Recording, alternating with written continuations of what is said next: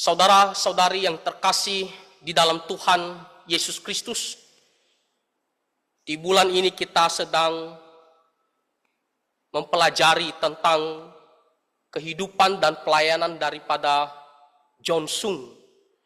Kita tahu bahwa John Sung adalah seorang tokoh penginjil yang sangat terkenal yang hidup pada tahun 1901 sampai 1944 Masehi. Dan minggu lalu kita sudah mendengarkan tentang cerita John Sung di bagian awalnya, atau kita sebut sebagai periode air.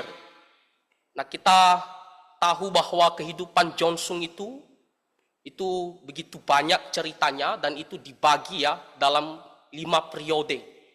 Jadi minggu lalu kita sudah mendengarkan tentang periode air, bagaimana pertumbuhan John Sung, studinya, dan juga bagaimana penderitaan yang dia alami. Terakhir kita sudah mendengar bahwa John Sung itu diutus ke bagian utara Tiongkok untuk pergi mengajar agar orang-orang di sana bisa membaca dan bisa menulis juga. Dan kita tahu bahwa setelah peristiwa itu, kita juga mengetahui bagaimana John Sung dia mengalami berbagai cobaan. Ya, kita sudah mendengar bagaimana anaknya meninggal dan juga istrinya sakit. Namun dari semua penderitaan yang dia alami itu membawa dia untuk masuk kepada periode pintu yang dimana pelayanan-pelayanan terbuka, di mana dia benar-benar dipakai oleh Tuhan untuk memberitakan Injil dan untuk menyampaikan firman Tuhan kepada orang-orang yang belum hidup di dalam kebenaran. Nah, jadi kita mau melihat tentang periode pintu yang kalau kita melihat waktunya itu sekitar 3 tahun lebih sedikit. Ya, antara 1930 sampai 1933 Masehi. Jadi hanya sekitar 3 tahun lebih saja untuk periode pintu ini. Dan di sini kita melihat bahwa akhirnya John Sung itu dia mendapatkan sebuah undangan, yaitu untuk bergabung di sebuah misi yang bernama Bethel Worldwide Evangelistic Band.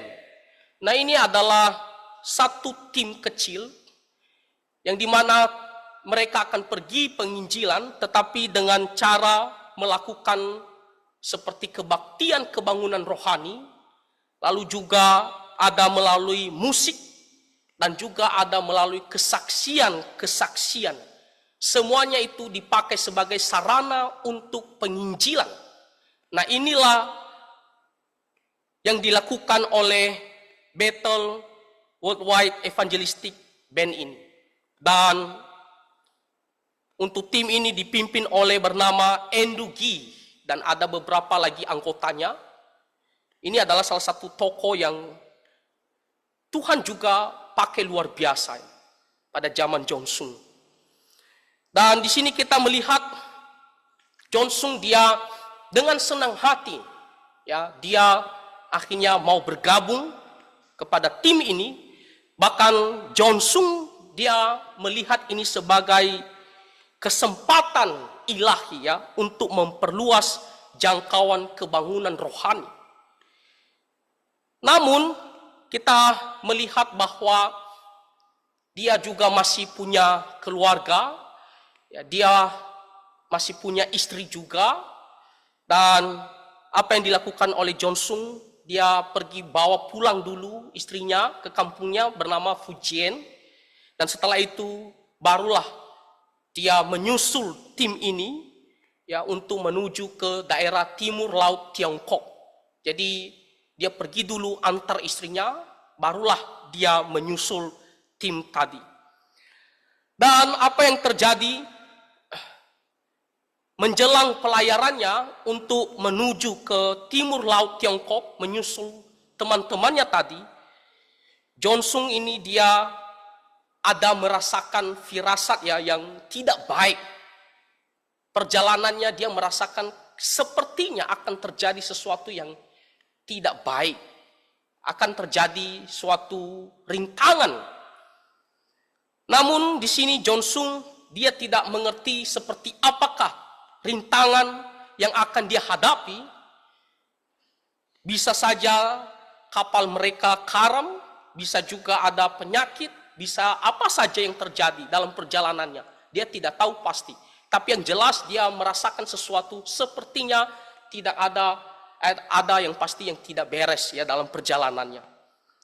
Dan benar kita melihat bagaimana Jonsung ketika dia tetap berangkat, lalu apa yang terjadi? Di tengah laut kita membaca bahwa kapalnya dia mengalami suatu masalah, lambung kapalnya itu bocor, lalu juga kapalnya miring dan air laut masuk. Jadi di sini kita melihat suatu kepanikan ya Jonsung dan orang-orang yang berada di dalam kapal tersebut. Nah, tetapi kita melihat bagaimana Jonsung dia selalu bersandar kepada Tuhan. Dalam situasi ini, dia tidak goyah imannya. Orang lain yang satu kapal dengan dia semuanya kepanikan. Tetapi dia tidak. Maka kalau kita baca ceritanya, Jonsung dia tampil ya, untuk memimpin orang-orang yang satu kapal dengan dia untuk berdoa kepada Tuhan. Ya walaupun orang-orang yang satu kapal dengan dia awalnya mereka tidak setuju, mereka tidak mau. Tetapi keadaan makin genting sehingga mereka mau tidak mau juga. Akhirnya mereka mau berdoa kepada Tuhan. Dipimpin oleh Jonsung sendiri. Jadi apa yang terjadi ketika mereka berdoa dipimpin oleh Jonsung memohon pertolongan Tuhan. Nah, di situ kita melihat ceritanya bahwa terlihat dalam beberapa waktu kemudian terlihat ada satu kapal besar dekat dengan mereka. Dan ternyata itu adalah kapal Jepang. Nah, pada saat itu Jepang ya masih menginvasi ya Tiongkok. Ya. Dan bagi mereka itu mustahil Jepang mau menolong mereka. Itu adalah sebuah harapan yang sepertinya tidak akan mungkin mereka bantu. Tetapi apa yang terjadi saudara-saudara? Ketika mereka mengibarkan ya satu bendera atau sebuah bendera untuk menandakan mereka minta tolong dan sambil berteriak, di sini kita melihat ceritanya akhirnya kapal Jepang itu yang awalnya jalan terus makin jauh dari mereka ternyata berbalik arah dan mereka datang menolong Jonsung dan orang-orang yang satu kapal dengan dia. Nah, di sini kita melihat bahwa ini bukan hanya kebetulan saja atau sekedar ya seolah-olah tidak ada yang mengontrol. Jonsung percaya bahwa ini adalah pertolongan Tuhan bagi mereka.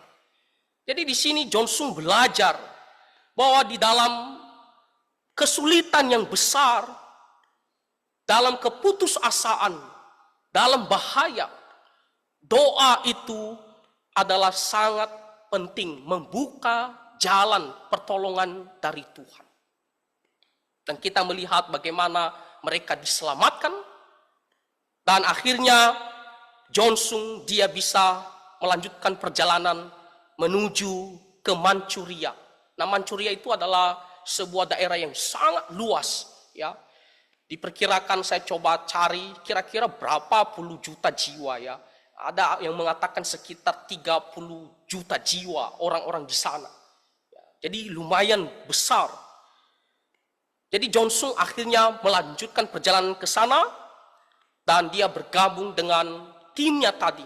untuk melakukan kebangunan rohani. Dia di sana dengan timnya, mereka memberitakan Injil untuk memberitakan bahwa Tuhan Yesus adalah juru selamat manusia. Dan kita melihat hasilnya sangat mengejutkan ya. Johnson sendiri tidak begitu memperkirakan akan seperti demikian hasilnya. Tapi Tuhan membuka pelayanannya itu sampai berhasil. Kita melihat banyak orang bertobat. Mereka meninggalkan dosa-dosa mereka. Mereka berbalik mau datang kepada Tuhan Yesus. Bahkan juga ada banyak gereja-gereja di sana diperbaharui.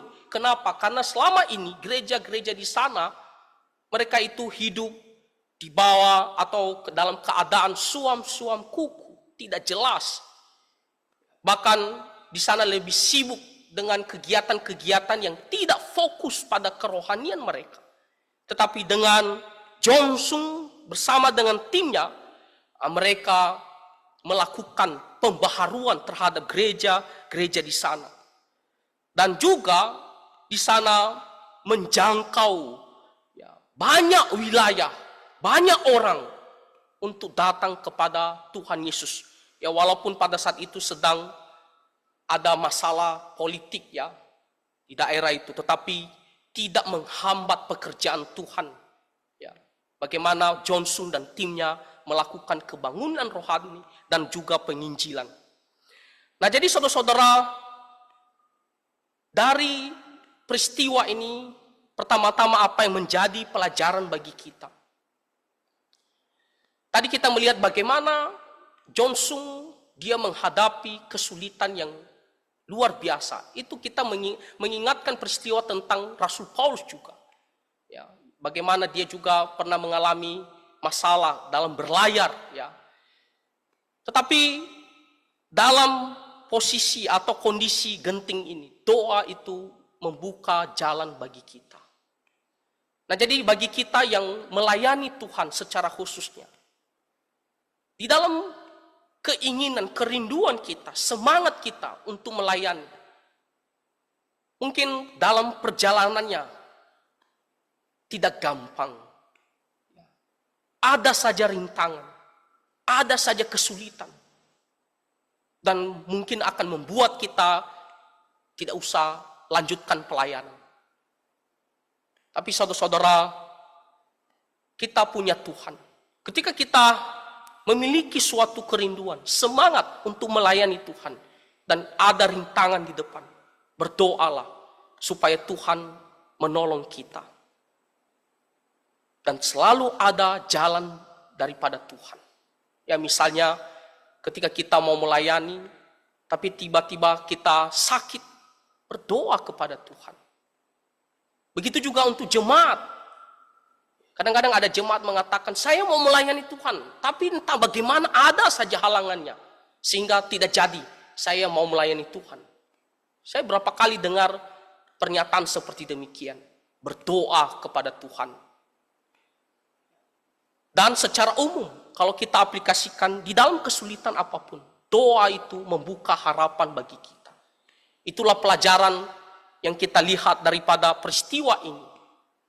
Ketika Johnson dia berjalan menuju ke Manchuria untuk pergi melakukan kebangunan rohani dan juga penginjilan. Selanjutnya kita melihat sekitar 1931 sampai 1932, akhirnya Johnson memutuskan untuk berpindah tempat. Kenapa?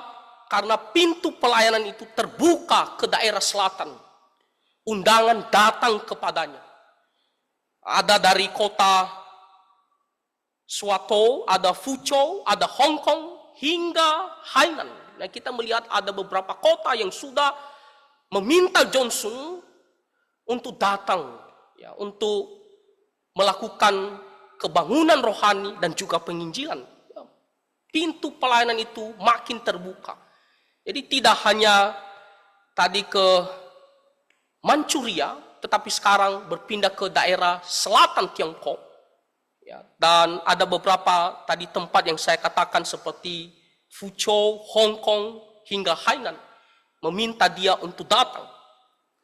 Dan di situ kita melihat Johnson dia melayani dengan fokus. Apa yang dilakukan oleh Johnson di sini?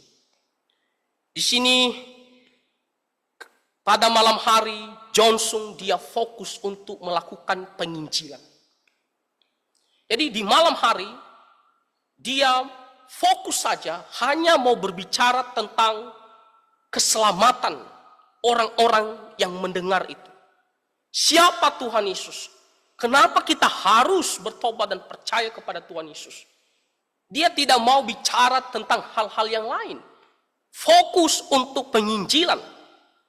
Lalu bagaimana dengan orang-orang yang percaya? Karena kita tahu penginjilan itu pada dasarnya itu fokus kepada orang-orang yang belum percaya. Lalu bagaimana dengan orang-orang yang percaya?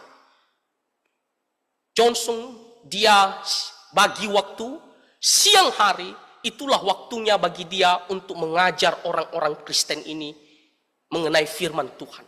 Tetapi di malam hari dia akan ambil waktu khusus untuk berbicara tentang Injil kepada orang-orang yang belum percaya. Nah, jadi dia tidak campur aduk ya. Bukan satu sesi baik siang malam ada pengajarannya tentang firman Tuhan Alkitab kepada orang percaya lalu dia sisipkan penginjilan juga. Bukan. Dia mau fokus saja. Jadi siang hari untuk orang-orang Kristen, orang-orang percaya, dan untuk malam hari dia mau berbicara tentang Injil kepada orang-orang yang belum percaya. Dan saudara-saudara, kalau kita melihat bagaimana Johnson di dalam memberitakan Injil, dia ini bukanlah orang yang berusaha menjaga perasaan daripada orang-orang yang datang mendengarkan Injil. Bukan orang-orang yang berusaha membuat telinga mereka enak dengar cerita dia. Johnson adalah seorang yang menekankan tentang dosa. Nah, kalau kita melihat zaman sekarang, banyak sekali gereja tidak lagi dengan berani menekankan tentang dosa. Bahkan sekalipun KKR untuk penginjilan, tetapi sudah tidak berani untuk berbicara tentang dosa. Bahkan ada yang saya pernah dengar, janganlah kita berbicara hal-hal yang ekstrim, yang keras. Tapi Johnson, dia dengan secara terbuka berbicara tentang dosa akan dihukum oleh Tuhan, akan ada akibatnya, ada sanksinya, ganjarannya. Dan mereka harus mengakui dosa mereka dan bertobat. Ketika dia menekankan hal ini dan dia membicarakan tentang pengharapan di dalam Tuhan Yesus, kita melihat terjadi pertobatan yang sejati. Saudara-saudara, kalau penginjilan tidak berbicara tentang dosa dan juga penebusan di dalam Kristus, itu tidak akan pernah terjadi pertobatan yang sejati.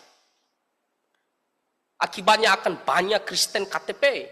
Kalau kita hanya mengatakan, ikut Tuhan Yesus karena ada mujizat, kamu akan hidup baik, dia maha kuasa. Tidak akan terjadi pertobatan yang sejati. Tapi di sini terjadi pertobatan yang sejati. Dan tidak hanya kepada orang-orang yang belum percaya, bahkan kepada orang-orang yang sudah percaya, terjadi juga suatu perubahan hidup. Mereka memperbaiki hidup, mau hidup kudus di hadapan Tuhan. Ya, sekalipun orang Kristen, ya, banyak kita orang Kristen, tetapi kita masih main-main terhadap dosa. Nah, Johnson ketika dia mengajar firman Tuhan di siang hari, dia juga menegur dosa mereka dan mendorong mereka untuk hidup di dalam kekudusan. Nah, tetapi saudara-saudara, kita melihat dari hasil penginjilan tersebut, banyak orang bertobat dan juga banyak orang yang bertobat ya dari dosa-dosanya. Misalnya disebutkan ada orang yang suka mencuri barang dan akhirnya dia kembalikan barang itu karena dia tertegur daripada pengajaran daripada Johnson. Ada juga kita melihat bagaimana keluarga itu berantakan tetapi kembali dipulihkan. Bahkan ada yang sampai begitu mendalami hubungannya dengan Tuhan, sampai-sampai banyak yang berdoa berjam-jam, bahkan ada yang mengatakan sampai semalaman. Jadi kita melihat bagaimana pembaharuan bagi orang Kristen, iman mereka kembali diperbaharui. Bagi orang yang belum percaya, mereka bertobat kepada Tuhan Yesus Kristus, datang kepada Tuhan Yesus. Nah, tetapi di sini kita melihat di balik pelayanan yang John Sung ini, ada banyak juga yang tidak suka terhadap cara dia di dalam penginjilan dan juga pengajaran. Ada juga yang mengkritik dia. Ada yang mengatakan bahwa metodenya, caranya dalam penginjilan itu terlalu emosional, terlalu ekstrim. Misalnya khususnya dari misionaris orang Eropa Barat, mereka tidak suka cara John Sung yang begitu terbuka menegur dosa, begitu terbuka mengajar firman Tuhan agar mereka bisa berubah. Mereka tidak suka. Nah, tetapi saudara-saudara, walaupun mereka berusaha mengkritik John Sung, bahkan ada yang berusaha untuk menggagalkan kebaktian yang dilakukan oleh John Sung, tetapi kita melihat kesaksian-kesaksian orang-orang yang mendengar itu jauh lebih penting. Tidak bisa disangkal bahwa pelayanan John Sung itu benar-benar dipimpin oleh Tuhan. Mungkin bagi orang mengatakan, itu bukan cara yang benar yang Tuhan kehendaki. Tapi kesaksian hidup orang yang sudah percaya dan bertobat itu tidak bisa disangkal. Pasti itu adalah pekerjaan Tuhan dan itu adalah kehendak Tuhan. Lalu selanjutnya kita melihat bagaimana John Sung ketika dia melakukan semuanya itu, di sini John Sung dia mulai merasakan rasa capek. Kenapa? Karena itu sangat menguras tenaganya. Bahkan ia bisa berkhotbah berapa kali dalam sehari, bahkan sampai larut malam.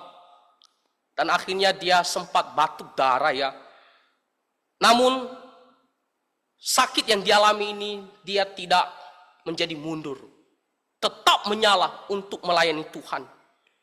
Nah, di sini kita belajar bahwa kita juga harus terus berjalan melakukan pelayanan Tuhan. Meskipun kita merasa capek, kita merasa lelah, tapi karena pekerjaan Tuhan, kita harus memiliki roh yang menyala-nyala untuk pelayanan Tuhan. Dan akhirnya John Sung dia makin besar, mendapatkan undangan, pintu pelayanan makin besar, makin banyak yang mengundang dia, sehingga puncak kebangunan rohani itu terjadi pada tahun 1932 sampai 1933. Nah, di sini kita melihat John Sung sudah dikenal secara nasional di Tiongkok. Hampir semua daerah mengenal dia, mengundang dia. Jadi kalau tadi kita melihat ke Manchuria, lalu ada beberapa kota, tetapi sekarang makin banyak yang mengundang dia untuk datang memberitakan Injil, sehingga secara nasional hampir semua tempat yang mengetahui dan mendengarkan khotbahnya. Nah, di sini kita melihat apa yang dilakukan oleh John Sung. Dia datang ke seluruh negeri, hampir semua tempat, dan secara khusus dia fokus kepada gereja, lalu ke sekolah-sekolah, saudara-saudara. Sekolah-sekolah juga dia datangi. Apalagi John Sung ini kan adalah seorang yang hebat atau doktor di bagian kimia. Jadi bagian pertanyaan-pertanyaan soal-soal yang mengenai ilmiah dia bisa jawab dengan baik. Selain dia memberitakan Injil, dia mengajar firman Tuhan. Jadi dia juga masuk kepada sekolah-sekolah, ke seminari, hingga persekutuan pemuda. Luar biasa John Sung ini. Dia tidak hanya fokus kepada gereja, ke semua bidang tempat dia masuk untuk memberitakan Injil dan juga mengajar firman Tuhan. Nah, kalau kita membaca ceritanya, setiap kota mengadakan kebangunan rohani 1 sampai 2 minggu. Setiap kota. Jadi dia berpindah-pindah. Satu kota dia bisa melakukan kebangunan rohani sampai 1 sampai 2 minggu. Nah, seperti biasanya siang hari dia pakai waktu untuk mengajar firman Tuhan dan malam dia pakai untuk penginjilan. Dan kita melihat bagaimana terjadi suatu kebangunan rohani yang sangat luar biasa. Banyak orang yang datang kepada Tuhan Yesus Kristus. Ya, seperti orang-orang yang menyembah berhala, mereka meninggalkan berhala mereka dan datang kepada Tuhan Yesus. Ada juga yang hidup di dalam dosa seperti perselingkuhan. Ada juga yang karena dalam keluarganya terjadi permusuhan. Dan banyak orang-orang lagi yang hidup di dalam kejahatan. Mereka disadarkan dan bertobat datang kepada Tuhan Yesus Kristus. Nah, jadi kita melihat Tuhan begitu memakai Johnson, membuka pintu-pintu pelayanan yang banyak sekali untuk dia. Kalau tadi hanya beberapa tempat, sekarang secara nasional. Dan kalau tadi hanya mungkin tempat-tempat tertentu saja seperti gereja, tetapi sekarang sudah lebih banyak lagi ke sekolah, bahkan ke tempat persekutuan pemuda, dia juga masuk untuk mengajar mereka. Dan gereja-gereja yang pada saat itu, yang dimana mereka hidup di bawah atau dalam keadaan suam-suam kuku, mereka disadarkan dan mengalami kebangunan rohani. Jadi gereja pada saat itu seperti tidak sesuai yang diharapkan peran mereka. Tetapi Johnson datang untuk melakukan kebangunan rohani. Dan mereka kembali dipulihkan untuk bisa melakukan apa yang Tuhan kehendaki. Dan di sini kita melihat ada banyak juga yang tidak suka dengan Johnson, atau disebut sebagai oposisi. Dia dituduh seperti fanatik, begitu ekstrim. Bahkan kembali lagi banyak usaha untuk mencoba menggagalkan kebaktiannya. Tetapi tidak bisa dihentikan. Kenapa? Karena ini adalah pekerjaan Tuhan. Ini adalah pekerjaan Tuhan. Tidak bisa dihentikan oleh upaya manusia apapun. Dan di sini kita melihat karena dia ini begitu lelah dalam melayani Tuhan, bahkan kalau kita membaca ceritanya sampai dia bisa mengadakan konselingnya sampai larut malam. Jadi sudah siang penuh, malam penginjilan, kadang juga dia masih sampai larut malam lagi dia mengadakan konseling. Nah, di sini kita melihat Johnson dia selalu bersandar kepada Tuhan, berserah kepada Tuhan. Apa yang dia lakukan, dia sering mengurung diri berjam-jam sebelum melakukan pelayanan. Dia berdoa kepada Tuhan, dia berdoa kepada Tuhan, memohon kekuatan. Nah, kita ingat cerita firman Tuhan tentang Tuhan Yesus. Tuhan Yesus sebelum melakukan pelayanan, firman Tuhan mengatakan dia selalu berdoa, bahkan bisa semalam-malaman dia berdoa. Johnson juga melakukan seperti demikian. Dia mengikuti teladan Tuhan kita. Ketika dia dalam kesibukan yang luar biasa, rasa lelah, capek, dia selalu mengambil waktu untuk berdoa kepada Tuhan. Jadi apa yang menjadi pelajaran kita di bagian ini? Nah, kita melihat pertama-tama, meskipun ada orang-orang yang mencoba menghalangi kita di dalam pelayanan. Dalam melayani Tuhan pastilah ada orang-orang mungkin yang tidak senang dengan pelayanan kita. Mungkin akan ada orang keluarga atau siapa teman kita, ngapain kamu melayani? Habiskan waktu. Kenapa kamu harus habiskan tenaga? Saudara-saudara, kalau ini pekerjaan Tuhan, kamu terus lakukan untuk Tuhan. Kita harus terus melakukan untuk kemuliaan nama Tuhan. Ya meskipun ada orang-orang yang mungkin tidak setuju. Tapi kita harus berjalan terus seperti Johnson ini. Dan ingat, kita harus terus bersandar kepada Tuhan. Nah jadi itulah yang mengenai Johnson ketika dia mendapatkan pelayanan yang makin meluas lagi ya secara nasional. Dan kita melihat selanjutnya bagian terakhir di bagian periode pintu ini terjadi sekitar 1933 Masehi. Nah di sini kita melihat pelayanannya makin banyak, tetapi fisiknya juga semakin rapuh. Kekuatannya juga semakin menurun. Undangan terus datang dan dia tidak berhenti, dia pergi berkeliling. Jadi Johnson itu bukan seorang yang pasif, ya. Bukan seorang yang oke, saya tinggal di satu tempat, lalu biarlah orang-orang datang. Apalagi ketika fisiknya makin menurun, dia mengalami sakit penyakit, dia tidak menjadikan itu semua alasan baginya untuk saya berdiam diri saja, biarlah ya orang-orang yang datang. Tetapi di sini kita melihat Johnson, dia tetap aktif, dia berkeliling terus.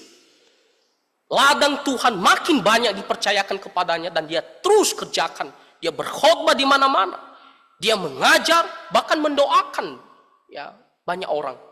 Mendoakan tidak hanya masalah rohani mereka, tentunya juga apa yang menjadi kesusahan, kesulitan mereka. Johnson juga mendoakan mereka.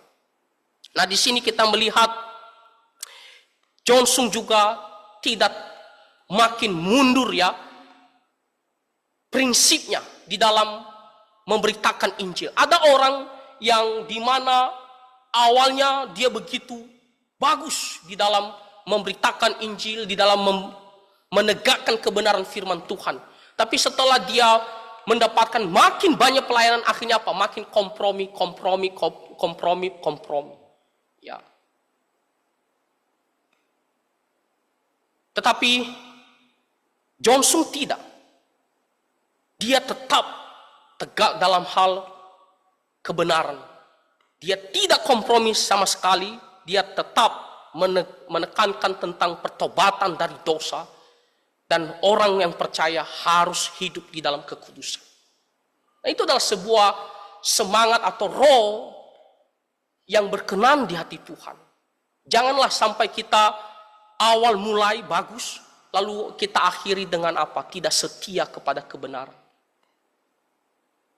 Kadang-kadang itu adalah godaan yang sangat luar biasa. Ketika orang makin banyak yang datang kepada kita, kadang-kadang manusia bisa tergoda jatuh dengan berusaha bagaimana supaya mereka itu senang. Tapi Johnson tidak. Jadi Tuhan menyertai Johnson dan dia terus memberitakan Injil, dia terus menekankan kekudusan. Namun saudara-saudara, kita melihat bagaimana juga penderitaannya ini satu sisi menekan dia, ya, dan dia anggap ini sebagai salib yang dia harus pikul, dan dia terus berjalan untuk kemuliaan nama Tuhan. Dan kita melihat Johnson, ya, dia akhirnya memberikan ya suatu buah yang sangat banyak, dicatat ribuan jiwa bertobat. Ribuan jiwa bertobat dalam periode pintu ini. Itu sangat luar biasa. Dalam waktu 3 tahun, ya, ribuan jiwa yang datang bertobat, datang kepada Tuhan Yesus, diselamatkan. Kalau kita melihat ya zaman sekarang misalnya, hampir sulit ya kita melihat ada seorang yang begitu luar biasa dipakai seperti Johnson ini. Bahkan gereja-gereja ya juga diperbaharui di daerah Tiongkok. Lalu juga gereja-gereja lebih aktif ya karena kebangunan rohani daripada Johnson. Namun saudara-saudara, di sini kita melihat Johnson dengan bersandar kepada Tuhan, dia terus ya melakukan pekerjaan Tuhan. Dan kita melihat nanti periode selanjutnya, ya, periode Merpati, bagaimana pelayanan itu terus dibuka, ya. Dan dia terus, ya, datang menerima undangan dan datang pergi berkeliling memberitakan Injil. Nah, jadi selama 3 tahun ini, selama periode pintu ini, ada ribuan jiwa yang bertobat kepada Tuhan. Itulah luar biasanya Johnson dipakai oleh Tuhan. Firman Tuhan yang kita pelajari tadi, atau yang kita bacakan tadi di Kisah Para Rasul pasal 1 ayat 8. Tetapi kamu akan menerima kuasa kalau Roh Kudus turun ke atas kamu, dan kamu akan menjadi saksiku di Yerusalem dan di seluruh Yudea dan Samaria dan sampai ke ujung bumi. Dengan kuasa Roh Kudus, kita akan diberikan suatu pertolongan untuk memberitakan Injil. Dan kita bisa menjadi saksi bagi Tuhan, yang mulai dari lingkungan yang dekat. Di sini dikatakan Yerusalem dulu, lalu setelah itu lebih meluas lagi ke Yudea, lebih meluas lagi ke Samaria, dan sampai ke ujung bumi. Seperti Johnson, dia bisa begitu luar biasa di dalam pelayanannya karena pekerjaan daripada Roh Kudus. Dan kita melihat pintu-pintu pelayanan itu terbuka, mulai dari satu kota makin banyak sampai secara nasional Tiongkok. Ya. Bahkan kalau kita nanti pelajari selanjutnya nanti sampai ke Indonesia lagi. Dia memberitakan Injil. Nah, jadi kita sebagai orang Kristen sama. Tuhan juga mau memakai kita untuk memberitakan Injil kepada Tuhan. Roh Kudus juga memberikan kita kuasa untuk memberitakan Injilnya.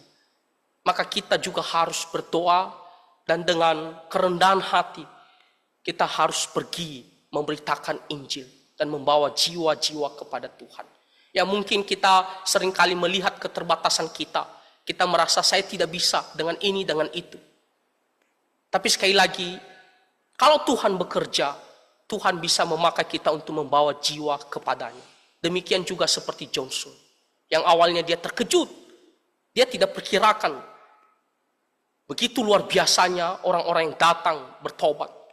Tapi dia tahu itu adalah pekerjaan daripada Roh Kudus. Nah, jadi saudara-saudara, mari kita terus memberitakan Injil, membawa jiwa-jiwa kepada Tuhan, dan kita belajar dari kesaksian hidup Johnson ini, khususnya di periode pintu ini. Nah, kiranya firman Tuhan ini bisa menjadi berkat bagi kita semua. Mari kita bersatu di dalam doa. Bapa Surgawi, kami sungguh bersyukur untuk hamba-Mu Johnson yang Tuhan pakai untuk membawa banyak jiwa kepada Engkau. Kami bersyukur untuk kesaksian hidupnya, yang dimana memiliki roh yang bernyala-nyala, yang menyala-nyala untuk menyampaikan firman Tuhan, untuk melayani Tuhan. Tuhan, kami serahkan juga hidup kami. Karena Tuhan, Engkau memakai kami untuk memberitakan Injil kepada orang-orang yang kami kenal. Tuhan, Engkau yang menolong kami, agar kami bisa membawa jiwa-jiwa kepada Engkau. Terima kasih ya Tuhan, dengarkanlah doa kami. Di dalam nama Tuhan Yesus Kristus kami berdoa. Amin.